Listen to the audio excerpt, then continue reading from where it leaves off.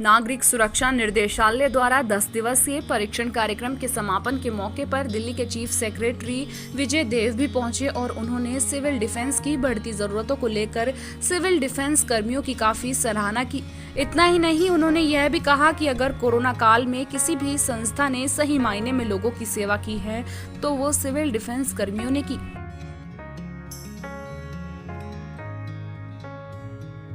Chief secretary विजय देव ने कहा कि वह डिविजनल ऑफिसर और डिस्ट्रिक्ट मजिस्ट्रेट ऑफिसर के स्तर पर इस बात की पूरी तसल्ली करवाएंगे कि इन्हें किसी भी तरह के कामों में किसी तरह की कमी का सामना न करना पड़े, क्योंकि दिल्ली के विकास में इनकी भूमिका पिछले कुछ सालों में बेहद ही अहम रही है। उन्होंने कहा कि सिविल डिफेंस कम्युनिटी एक्शन का बेमिसाल उदाहरण है, क्योंकि कम्युनिटी से बच्चों को लेकर उनकी एफिशिएंसी को समझने की जो एक बेहतरीन कोशिश की गई है वो बेमिसाल है।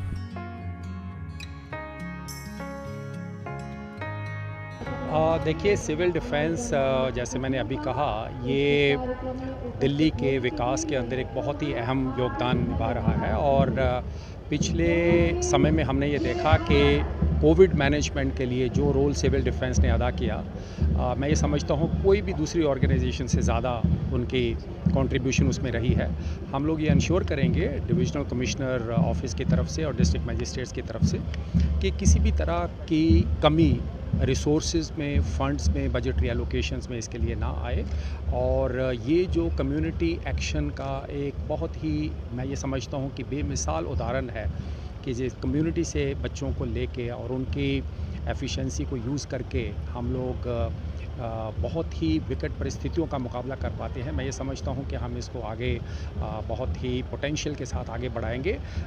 सिविल डिफेंस की फुल डेवलपमेंट के लिए, उनके विकास के लिए, उनके